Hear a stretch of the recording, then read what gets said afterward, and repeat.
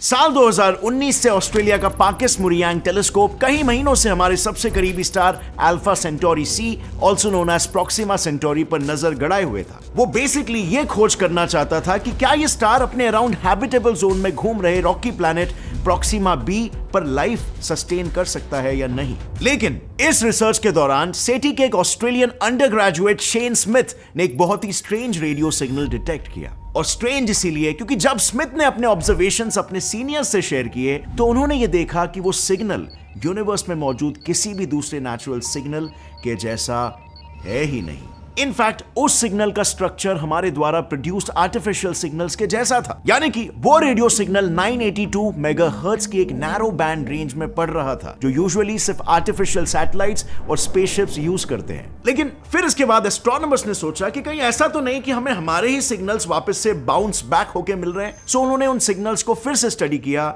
और उस वेरिफिकेशन के बाद ये कंफर्म हो गया कि हमें जो सिग्नल्स मिल रहे हैं वो हमारे पृथ्वी से जुड़े ही नहीं थे। ये तो कहीं दूर से इंटरस्टेलर स्पेस से आ रहे थे, वो भी रेगुलर फ्लक्चुएशंस के साथ। मतलब इस सिग्नल का सोर्स एक पीरियोडिक मोशन में ही है, ऐसा कहा जा सकता है। अब क्योंकि जिस फ्रीक्वेंसी पर हमें ये सिग्नल मिला है वो सैटेलाइट्स में हम यूज करते हैं, और जैसे हमें पता है कि सैटेलाइट अर्थ के अराउंड एक पीरियोडिक मोशन फॉलो करता है, सो इससे साइंटिस्टों के लिए ये एक हिंट सा था कि शायद किसी एक्स्ट्रा टेरेस्ट्रियल लाइफ द्वारा क्रिएटेड सैटेलाइट का ही ये सिग्नल है। और इसीलिए साइंटिस्टों ने इसका नाम ब्रेक थ्रू लिसन कैंडिडेट 1 या इन शॉर्ट BLC-1 रख दिया। बट ये स्ट्रेंज सिग्नल्स इकलौती ऐसी वजह नहीं थी जिसे लेकर साइंटिफिक कम्युनिटी में इतनी हाइप मची हुई थी। इस हाइप की दूसरी वजह यह भी थी कि ये सिग्नल प्रॉक्सिमा बी प्लैनेट की जनरल डायरेक्शन यानी उसके ओवरऑल मैक्रो डायरेक्शन से आया था। जहां क्या इसी प्लैनेट से आया था उसे पिन पॉइंट नहीं कर सकते, पर हम इसे प्रॉक्सिमा बी से आया हुआ इसीलिए कंसिडर कर रहे हैं क्योंकि यही वो प्लैनेट है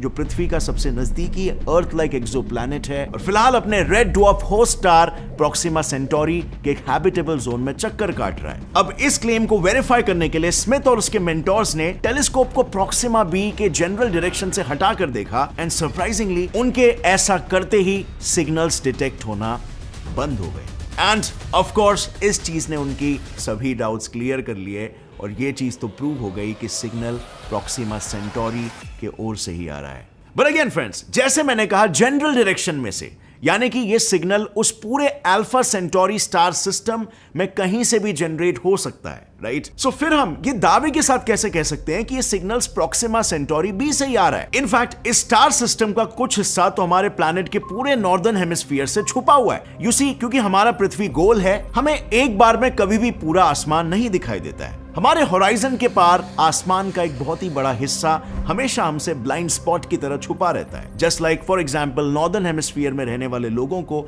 सदर्न हेमिस्फीयर का स्काई नहीं दिखता है एंड वाइस वर्सा। यानी कि कुछ ऐसे स्टार्स हैं जो हम नॉर्दर्न हेमिस्फीयर में रह के कभी भी जिंदगी भर देख नहीं पाएंगे। सो अब हम जिस प्रॉक्सिमा सेंटोरी सिस्टम की बात कर रहे हैं, जो हिस्सा है सेंटोरस कॉन्स्टिलेशन का, जो मेनली स्काई के सदर्न हेमिस्फीयर वाले हिस्से में ही है, अगर हमारे पास एक टेलीस्कोप हो और हम नॉर्दर्न हेमिस्फीयर में ही रहकर प्रॉक्सिमा सेंटोरी को देखना चाहे तो हम सिर्फ 0 डिग्री जो कि इक्वेटर है से लेकर 29 डिग्रीज यानी कि दिल्ली तक के रीजन में ही रहकर इस स्टार सिस्टम को देख पाएंगे। इस लैटिट्यूड के ऊपर के लोग इस सेंटोरस कॉन्स्टिलेशन को कभी देख ही नहीं पाएंगे, और फिर चाहे उनके पास कितने भी बड़े और एडवांस टेलीस्कोप्स क्यों ना हो। लेकिन इसके बावजूद साइंटिस्ट एक अच्छे खासे एस्टिमेट के साथ ही कह सकते हैं कि ऐसा artificial signal Proxima Centauri B से ही आया हो सकता है। और वो कैसे? सो देखो, सबसे पहले हमें अल्फा सेंटोरी स्टार सिस्टम को समझने की कोशिश करनी पड़ेगी। इस सिस्टम के बीचों बीच मौजूद है एक बाइनरी स्टार सिस्टम जिसमें हमारे सन जैसे 2 ड्वार्फ स्टार्स एक दूसरे के चक्कर लगा रहे हैं, और इस सिस्टम के अराउंड चक्कर लगा रहा है हमारा सबसे नजदीकी रेड ड्वार्फ स्टार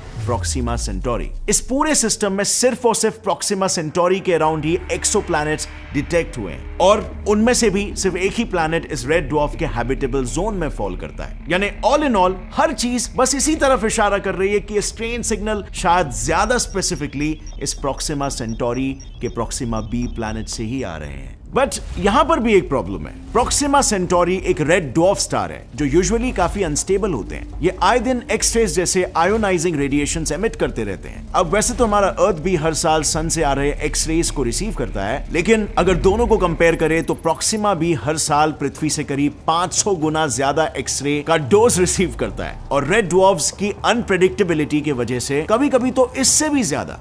अभी मार्च 2017 की बात ले लो, उस रोज प्रोक्सिमा सेंटोरी के फ्लेयर्स महज 10 सेकंड के अंदर अंदर अचानक से 1000 गुना तक ब्राइट हो गए थे। और ऐसा अगर कभी हमारे सन ने किया ना, तो समझ लो हमारा थिक एटमॉस्फेयर भी हमें 3rd डिग्री बर्न्स से बचा नहीं पाएगा। यानी कहने का मतलब सिर्फ इतना है कि हम प्रोक्सिमा बी की हैबिटेबिलिटी को लेकर शायद जरूरत से जल्दी नतीजे पर पहुंच रहे हैं। जरा सोच कर देखो, एक्सपर्ट्स जब उस Breakthrough Listen candidate 1 signal को स्टडी कर रहे थे, तब उन्होंने पहले कहे गए पॉइंट्स के अलावा एक और चीज भी नोटिस की थी। उन्होंने नोटिस किया था कि इवन दो डिटेक्टेड फ्रीक्वेंसी जिस रेंज में ऑब्जर्व हुई है, वो मोस्टली सिर्फ सैटेलाइट्स और स्पेसक्राफ्ट्स यूज करते हैं। और उन्होंने इवेंचुअली ये भी नोटिस किया कि वो सिग्नल करीब 30 घंटे तक डिटेक्ट हुआ था। नाउ दिस इज ऑड, क्योंकि यूजुअली ऐसी चीजें किसी टेलीस्कोप से देखने पर काफी तेजी से पास हो जाती है। यानी ये अभी भी कंफर्म नहीं है कि वो सिग्नल किसी एलियन सैटेलाइट या स्पेसशिप ने ही भेजा था। इनफैक्ट सेटी इंस्टीट्यूट के एक senior planetary astronomer Francis marches ने खुद भी इस बारे में ये कहा है कि हमारी गैलेक्सी के 300 मिलियन एक्सोप्लैनेट्स जो पॉसिबली हैबिटेबल है, उनमें से गैलेक्सी के सिर्फ एक ही कोने में स्थित 2 नेबरिंग सोलर सिस्टम्स में एक जैसी टेक्नोलॉजी होना, ये अपने आप में ही एक चौंका देने वाली बात है। और ध्यान से सोचा जाए तो इट इज। आखिर ऐसे कैसे हो सकता है कि हमारे सैटेलाइट्स और उनके सैटेलाइट्स सेम ही फ्रीक्वेंसी बैंड रेंज पर काम करते हैं? We can disprove this by using basic probability. एक सिंपल से मेंटल एक्सपेरिमेंट से इसे समझाता हूं। इमेजिन करो कि आपके हाथ में 100 डाइस है। अब हमें इतना तो पता ही है कि एक डाई को रोल करने पर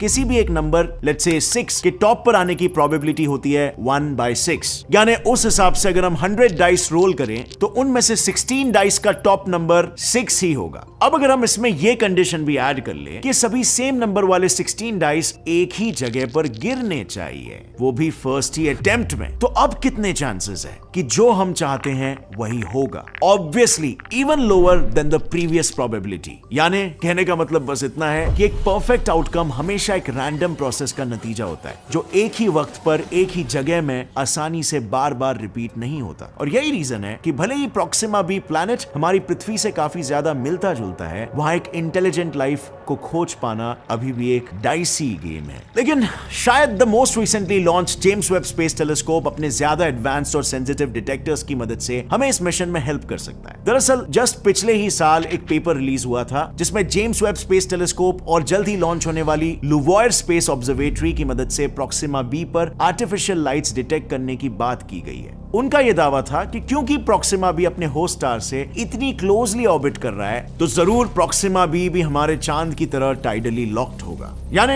ऐसे में there is still a possibility कि एक एलियन सिविलाइजेशन गर्मी से दूर उसके डार्क साइड पर पनप रही हो और वहां अंधेरे में देखने के लिए टॉर्च, एलईडी ट्यूब लाइट्स जैसे आर्टिफिशियल लाइट्स का इस्तेमाल किया जा रहा हो। Seems logical and interesting, right? Well, nope. Breakthrough Initiative से जुड़े साइंटिस्ट इससे कन्विंस्ड नहीं है और ना ही मैं हूं। जरा सोच कर देखो, जो जीव हमारे समुद्र की गहराइयों में इवॉल्व होते हैं, क्या उन्हें आर्टिफिशियल लाइट्स की जरूरत पड़ती है? नहीं, वो वहां पर अपनी खुद की लाइट यानी बायोल्यूमिनेसेंस क्रिएट करते हैं, या तो फिर अपने बाकी के सेंसेस के दम पर सर्वाइव करते हैं in the absence of light. So जो एलियन सिविलाइजेशन प्रोक्सिमा बी के डार्क साइड पर इवॉल्व हुई होगी, वो आखिर आर्टिफिशियल लाइट्स का इस्तेमाल क्यों करेगी? और इसीलिए हमें आर्टिफिशियल लाइट्स के बजाय प्रोक्सिमा बी के ओशियंस के अंदर के लिविंग ऑर्गेनिजम्स का बायोल्यूमिनेसेंस डिटेक्ट करने की कोशिश करनी चाहिए। यही वजह है कि ब्रेक थ्रू इनिशिएटिव से जुड़े साइंटिस्ट एक Breakthrough Starshot project पर काम कर रहे हैं। इनके प्लान के हिसाब से हल्के और स्ट्रॉन्ग मटेरियल के बने काइट के शेप के प्रोब्स को पावरफुल लेजर्स की मदद से एक्सेलरेट किया जाएगा, जिसकी मदद से ये प्रोब्स ऑलमोस्ट किसी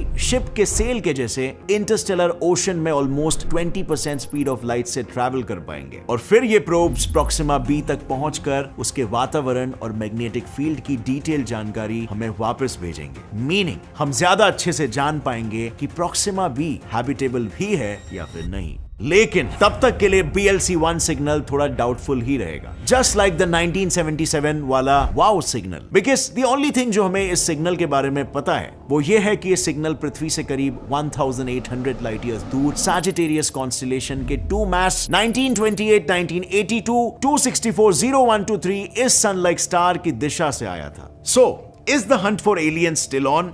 वेल, डेफिनेटली यस। दोनों वाव सिग्नल और प्रॉक्सिमा सेंटोरी के डायरेक्शन से मिले हुए सिग्नल पर आज रिसर्चेस जारी है। ये सिग्नल्स एलियंस द्वारा ही बनाए गए थे। ये भले ही हम इस वक्त दावे के साथ नहीं कह सकते, लेकिन दिस थॉट कि यूनिवर्स में हमारी ही जैसी टेक्नोलॉजी यूज करने वाला कोई एक्स्ट्रा टेरेस्ट्रियल लाइफ एग्जिस्ट कर सकता है, ये हमें पूछने पर मजबूर करती है कि आखिर एलियन लाइफ दिखती कैसी होगी, वो उस पर्टिकुलर प्लैनेट के हिसाब से इवॉल्व कैसे हुई होगी। I mean, जब हम एलियंस को इमेजिन करते हैं, we imagine on a big head, skinny body, grey skin and बड़ी बड़ी आंखें, right? Which is scary, right? But उससे भी ज्यादा स्कैरी चीज तो ये हो जाएगी अगर एलियंस हूबहू हम इंसानों की तरह ही दिखते हो, और फिर हम ये कैसे बता पाएंगे कि कौन इंसान है और कौन aliens. And with that said friends, so आपको क्या लगता है फ्रेंड्स, जो सिग्नल हमें प्रॉक्सिमा सेंटोरी से मिल रहे हैं, क्या वो एलियंस के सिग्नल है या नहीं? उसके पीछे कोई और ही रीजन है? लिखिए अपना जवाब नीचे कमेंट सेक्शन में। और अगर इस वीडियो से आपको कुछ भी नया सीखने मिला तो एक लाइक जरूर ठोकना। See you next time friends, till then as always stay curious and keep learning. जय हिंद।